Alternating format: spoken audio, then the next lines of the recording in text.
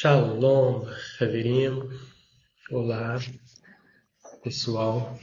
Vou trazer um complemento rápido aqui sobre o estudo anterior, onde eu falo das duas bestas do Apocalipse. Agora vamos ver na história o rastro que foi deixado. Vamos começar com Mateus capítulo 5, o sermão profético, o sermão da montanha, onde Jesus diz assim: abençoados são os que choram, ou bem-aventurados, né? Abençoados os que choram, porque serão consolados.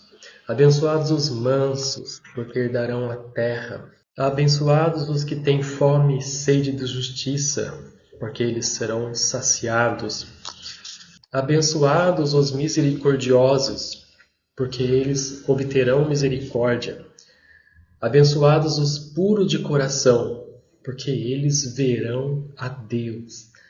Olha, puros de coração. Então, não são todos que vão ver a Deus, somente os que são puros de coração. Muita gente vai para o céu e ainda, mesmo assim, não vai ver a Deus.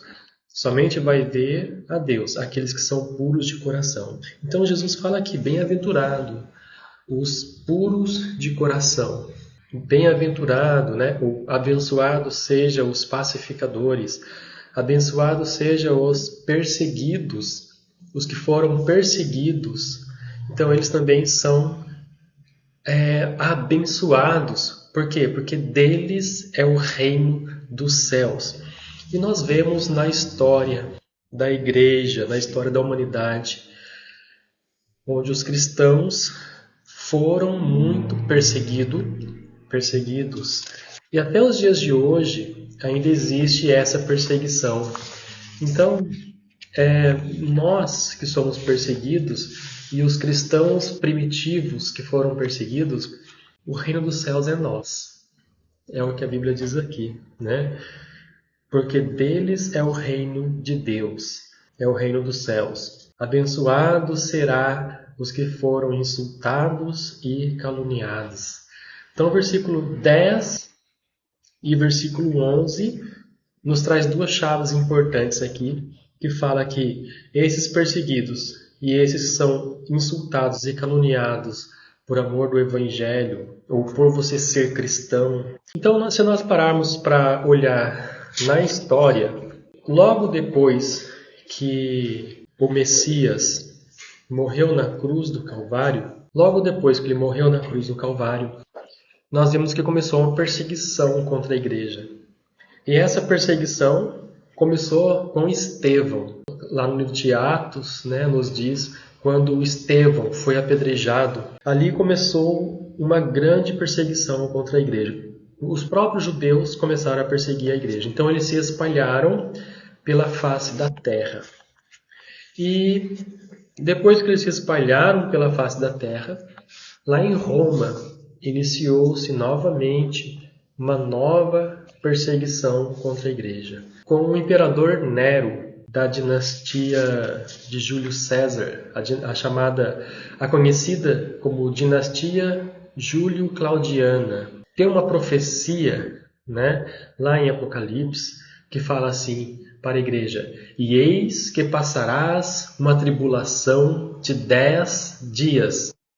O que é essa tribulação de 10 dias? A tribulação de 10 dias foram 10 dinastias romanas que perseguiram o povo de Deus. Foram 10 dias proféticos. E esses 10 dias proféticos se configura na história em 10 dinastias, começando com Nero, 64 depois de Cristo. E essa perseguição contra os cristãos, ela vai até a queda de Roma. No ano 313 depois de Cristo, eles fazem o Decreto de Milão. Esse Decreto de Milão proibia a perseguição dos cristãos. Porém, mesmo assim, os cristãos continuaram a ser perseguidos e mortos por autoridades locais, como governadores, prefeitos. Eles continuaram ainda perseguindo os cristãos por muitos anos. né? Então, essa tribulação de 10 dias, ela começa na primeira dinastia, a dinastia Júlio-Claudiana. Essa dinastia vai de Júlio César Augusto até Nero. Depois vem a segunda dinastia. A segunda dinastia seria o segundo dia. Nessa segunda dinastia vem os 4 imperadores. É o ano dos 4 imperadores. Depois vem a terceira dinastia, a dinastia Flaviana. É o terceiro dia da perseguição, da tribulação. Aí vem a quarta dinastia. Nerva, Trajano, Adriano, Antônio Pio, Marco Aurélio, Lúcio Vero e Cômodo. Quinta dinastia. São 5 imperadores. Foi o ano dos 5 imperadores, ou seja, em um ano teve 5 imperadores. Olha só para você ver como que era selvagem, né? A ganância pelo poder. Um matava o outro só para subir no poder. Então, em um ano apenas, teve 5 imperadores. Depois vem a sexta dinastia, que foi a dinastia Severa. Depois vem a sétima dinastia. Eu estou lendo aqui nas minhas anotações, que eu já fiz um estudo, uma pesquisa sobre isso, né? A sétima dinastia foi a crise do terceiro século, né? Foram vários imperadores que operaram nessa época. Depois vem a oitava dinastia, tetrarquia, né? A tetrarquia. A nona dinastia, a dinastia de Constantino, foi a dinastia Constantina. Constantino, ele se converteu e quando ele se converteu, ele obrigou que todas as cidades onde Roma exercia um poder, eles deveriam ser de uma só religião. E aí foi fundada a Igreja Católica. E a igreja foi durante a nona dinastia. Constantino se converteu. Só que tem um porém, né? Constantino se converteu, mas os próximos imperadores que vieram depois dele não eram convertidos. Então, continuou-se a matança dos cristãos, continuou a perseguição. Só que dessa vez, eles tinham uma causa.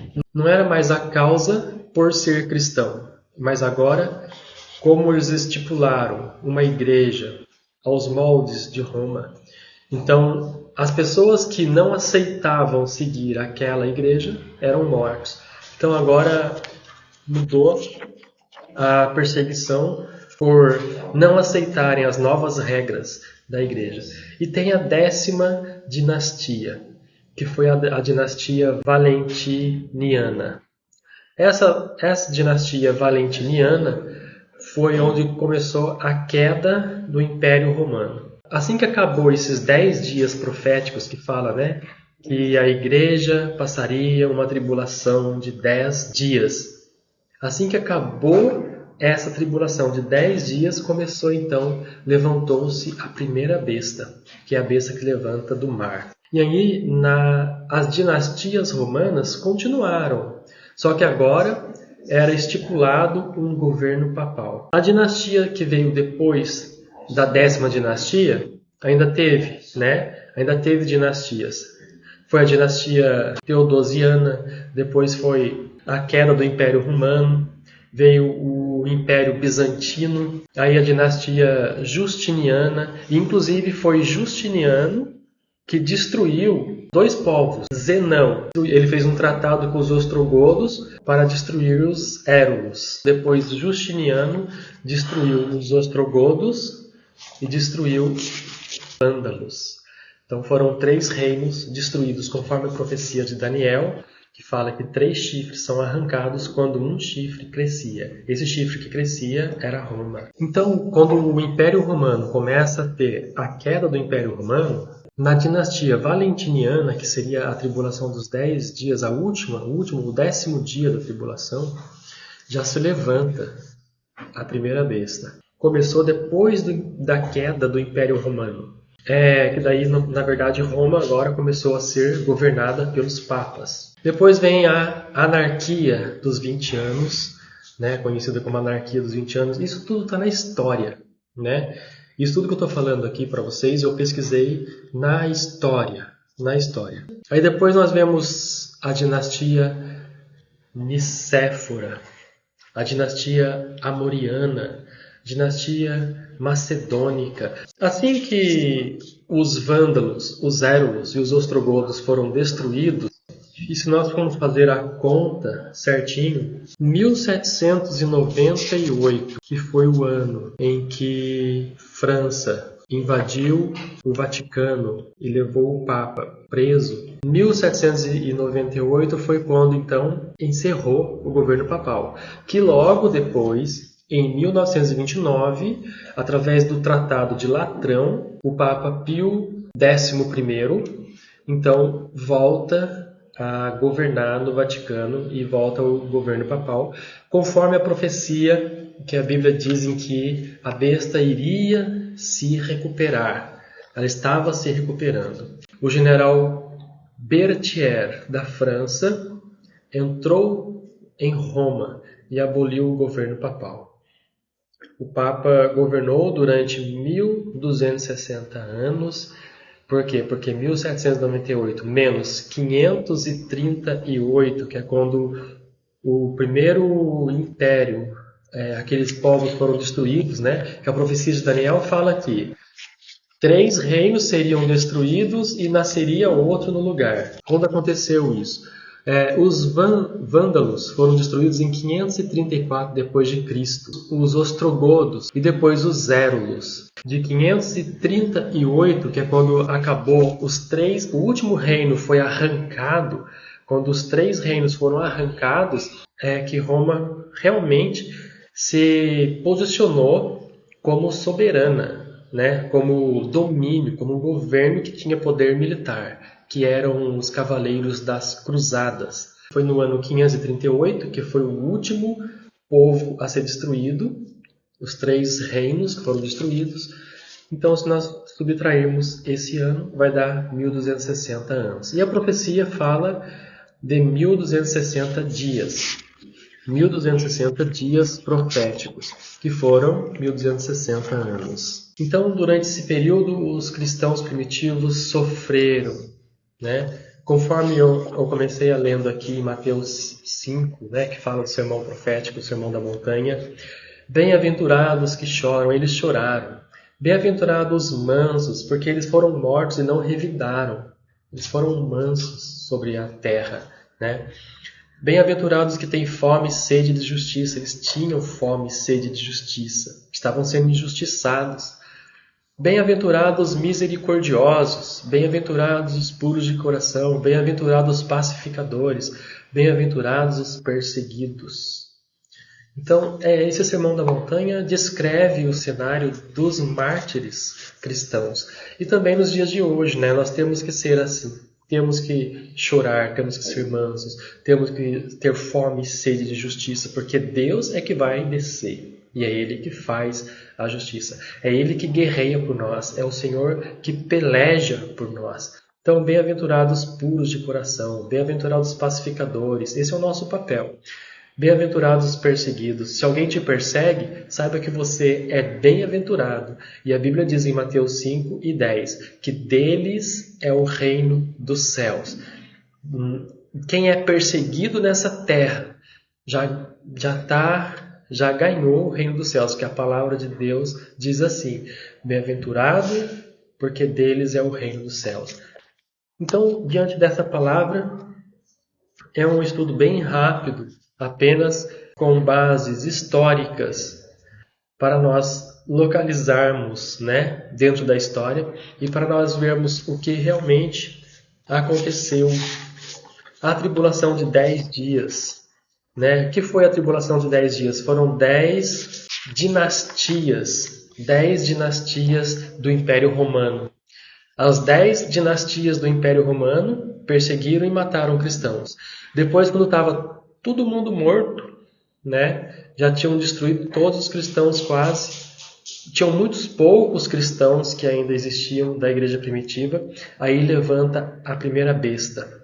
E essa primeira besta, ela cuidou de eliminar o restante dos cristãos primitivos e estipulou então a desviada, a igreja apóstata, a igreja que agora tem imagens de escultura.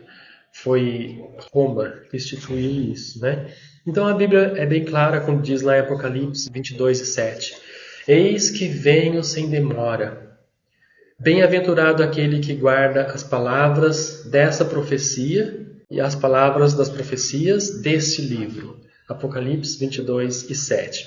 Então tudo isso, a fidelidade dos fatos que aconteceram, nos prova o quê? Nos prova o Senhor Jesus. Ele breve voltará. Ele breve virá. Tudo aconteceu conforme as profecias estavam profetizadas. Conforme estava profetizado nas profecias. Tudo aconteceu. Então, nos mostra o quê? Nos mostra justamente isso. A volta de Cristo está próxima. Então, se prepara. Leia mais a Bíblia. Medite mais na lei do Senhor. E saiba que a volta de Cristo, ela está por um fio. É muito pouco tempo que falta para a volta de Cristo. Nós não sabemos o dia nem a hora em que isso vai acontecer. Pode ser a qualquer momento. Então se prepara. A volta de Cristo está próxima, viu? Deus abençoe você. Obrigado por você ter ficado até o final desse estudo aqui. Foi bem rápido. Apenas uma passagem bem rápida para alguns pontos históricos para mostrar para nós o que realmente ficou registrado na história, o que realmente aconteceu. Amém? Deus abençoe. Obrigado.